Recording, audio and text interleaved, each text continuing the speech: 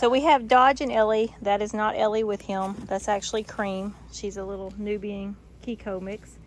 And Dodge. Ellie's at my feet, as always, with her little baby horns that are poking through. I have just moved them last week to 2 bottles a day. Today is Monday, and it's been a rough few days.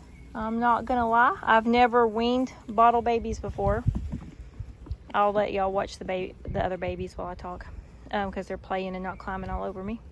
So I've never weaned bottle babies before. I've never bottle fed until Ellie, and going down to 2 bottles a day was a drastic change. They don't get a middle of the day bottle anymore, and they are very unhappy about it. It's close to 4 o'clock. I give them their second bottle of the day around 6, so it's getting close to there, and they're hollering and screaming like they're dying, but they're not. I do check them.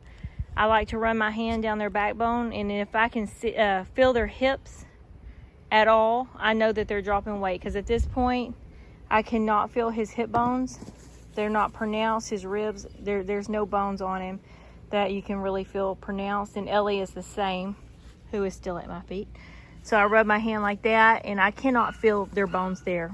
They're completely covered by fat and skin, and they're not dropping weight. In fact, they've actually put some weight on since they have went down to 2 bottles. They have fattened up. I'm probably going to give them the rest of this week on 2 bottles, and then drop them down to 1 bottle a day and see how they do.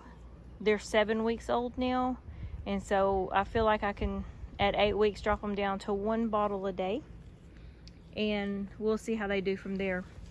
I would like to get them off the bottle by 12 weeks, and I can handle 1 bottle a day for an extended period of time, I'm sure. So in light of that, we have Cherry and her 3 amigos. This little baby, Coco, was actually struggling. She had struggled since birth. If you saw the first couple of videos I did on her, I did mention that she was smaller and skinnier than the other 2. So Coco's the brown one, and then Chino is right next to her, and then we have Cream right here with her mama. So last night, for the first time, I separated Chino and Cream, the 2 bigger ones, for the night. You can see the size difference there on them. So they got separated for 10 hours last night, and they did really good. And that gave Coco, the smaller one, a chance to nurse without having to fight for it. Obviously, Cherry only has 2 teats and 3 babies, and so somebody's getting left out. And 2 days ago, I noticed that Coco, during nursing, was always in the middle, where there is not a teat. And so I've been keeping my eye on her because I didn't want to lose her. These are my future milkers right here, Cream and Coco. So and besides that, I just wouldn't want to lose a baby. I mean, they're you know, whatever. That's just not right to just let one starve to death. So yesterday I actually milked Cherry out for the first time since she's had her babies, which they're a week and a half old. And I bottle fed Coco 3 bottles yesterday, all from her mama's milk, so I'm not mixing her with anything else, so that she won't be rejected by Cherry, because I don't want to start over with another bottle baby when I'm about to finish up these other older 2.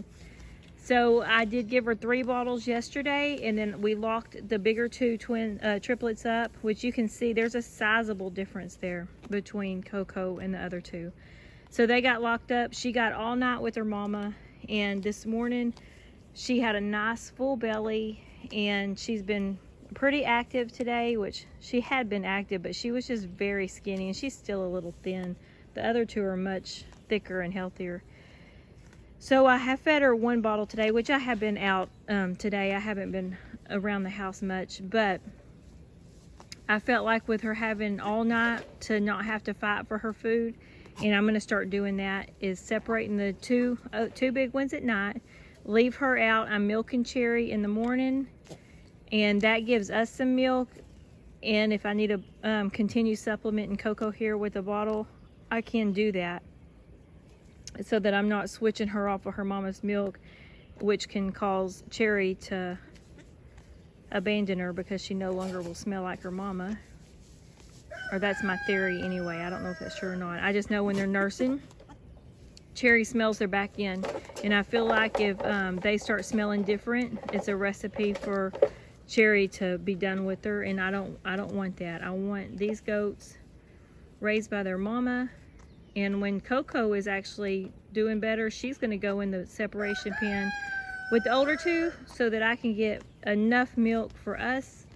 And I have started mixing some goat milk in with Ellie and Dodge's bottles, which they've been primarily on cow milk. Is raw cow milk from here, from our milk cow, and so they can get some more natural feed.